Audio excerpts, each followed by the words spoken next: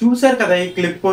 నేను ఈ క్లిప్ అయితే ఒక ఆన్లైన్ వెబ్సైట్లో డౌన్లోడ్ చేశాను.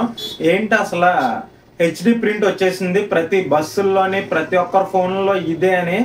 ఆ చూసినప్పుడు నేను అంతా చూసుకుంటూ వచ్చాను, కానీ మధ్యలో కొన్ని ఎడిటింగ్ రూమ్లోంచి తీసేసినట్టు అనిపించింది. ఎస్, ఇది మాత్రం కరెక్టే. ఎందుకంటే ఎడిటింగ్ రూమ్లోంచి తీసింది కొన్ని సీన్స్ ద్వారా మనకి తెలిసిపోతుంది. సపోజ్ మనకి జరగండి సాంగ్ ఉంది కదండి, జరగండి సాంగ్లో కల్చర్ అనే ఒక మధ్యలో వస్తా చూసారా? మీరు కావాలితే ఒకసారి చిన్న క్లిప్ వేసి చూపిస్తున్నాను, అది దీన్ని చూసి చెప్పేయండి.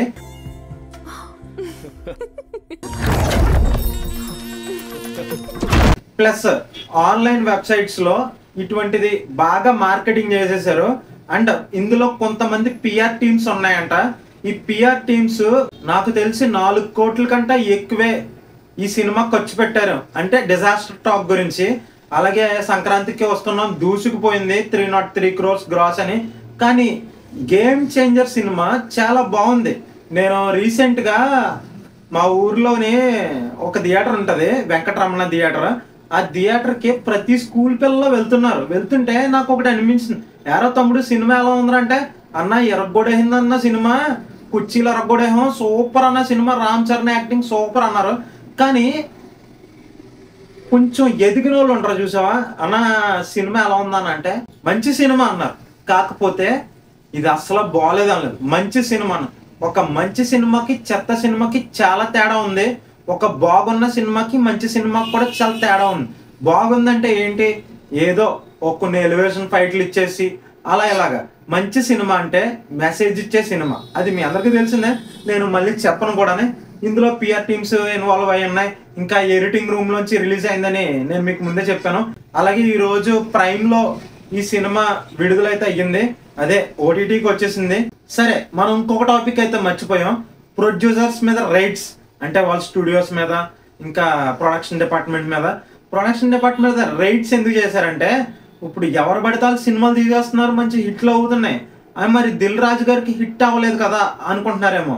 దిల్ రాజు గారు డాకు మహారాజులో నైజాంలో కొన్నారు, అలాగే సంక్రాంతికి వస్తున్నాం ప్రొడ్యూసర్. అటుపోయినా ఈ రెండు కవర్ చేసేసినాయి. అంటే దిల్ రాజు గారికి నో లాస్, అలా సమానంగా తూకం వేసాడు అనమాట. మరి సినిమా బాగుంది కదా, ఎందుకు ఫ్లాప్ టాక్ వచ్చింది? సినిమా బాగుంటే హిట్ టాక్ వస్తుంది, బాగోకపోతే ఫ్లాప్ టాక్ వస్తుంది. చెప్పాను కదయ్యా, అది మన ఫేట్. మంచి సినిమాలు ఎప్పుడు ఎంకరేజ్ చేయండి, ఇదే నేను మీకు చెప్దాం అనుకున్నాను.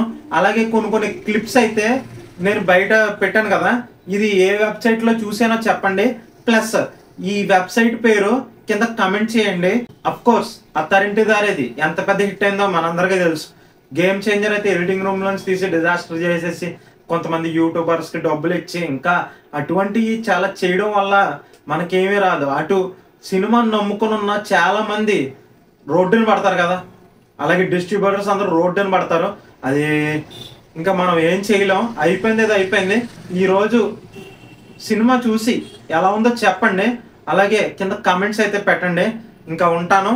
జై హింద్.